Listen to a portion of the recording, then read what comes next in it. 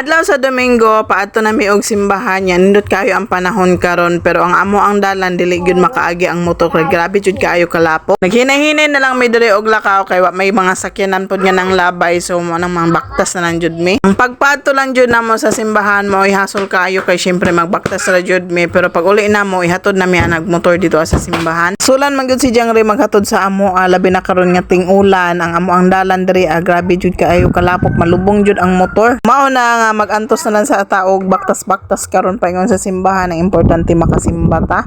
So dili jud ang lapok ug ang kalayo sa simbahan ang makahadlang sa ato ang pagsimba, basta focus lang ta sa pagpangalagad sa ato ang buhi nga Ginoo. Pag abot na mo diri sa simbahan, so nag Sunday school na sila, so igo na lang jud taan ni mamate kay murag na late jud taan ni gamay. Lagi init man ang panahon karon, so mao ni ako ang gipasuot kay Angel para dili pud kaayo siya sington. Ayo na lang hunta lagi og dili niya ni kwaon niya ang headband diri kay basin unya iya na pud ning pambirahon. Pag humana mo og simba mga made, so syempre uli na ta diri sa balay nya gipakaon na pud nako ning duha ka bata diri. Ani jud ang ako ang routine diri sa balay, humana mo og simba, so manghipos-hipos na pud ta diri sa ato ang panimalay. Para po dili magsinamok ni mga bata sa ato ang mga lihokon, so unahon sa nato sila atiman a dessert na manghipos. Isod pud kaayo nga nagkabisita og hinlo diri sa ato ang panimalay, tapos sa mga bata magsige og hinila kay mga gutom, so mao nang paunahon na lang jud nato og pakaon. Og pagkahapon mga madi, so akong gisaputosan ni si Angel nya ibutang nako diri sa gawas, puro tan-awa ninyo mga madi o naghinay-hinay na jud ni siya og lakang-lakang, moadto na ni siya og gawas kadugayan ani magdagan-dagan na jud ni siya. Na po inahan ani nga magukod-gukod sa iya ha, kay syempre kabalo na mo lakaw o hapit na magud ni magtuig si Angel, sunod si Mana magtuig na siya. Pasagdan lang sana ko na siya madi nga maglakaw-lakaw siya diha para ma-exercise po na iya mga tuhod. O nya karon adlaw sa Lunes, so kusog kaayo ang ulan, wala ko na inform nga naade ay bagyo nga moabutay. Ito grato mga niagi nga si Mana nagsige og ulan-ulan kay naade ay low pressure. Jud ni nakapait nga dili ta updated sa mga balita bitaw nga sa ato ang panahon daw unsa nay mga hitaboon sa paaboton kay wala jud tay kaalamag-alamag. Ay lagi nag-inulan man tibuok adlaw, so mao ning mga nahitabo diri sa amo karon ay nangatulog ang mga person mga madi kay wa man gawas-gawas lagi kay nag-inulan. Pusa na ako sila gipampukaw mga madi bisag alas 6 na sa gabi kay nindot kayo ilang tulog. Nindot jud matulog basta kusog kaayo ang ulan og diri arataman. Salamat sa pagtan-aw.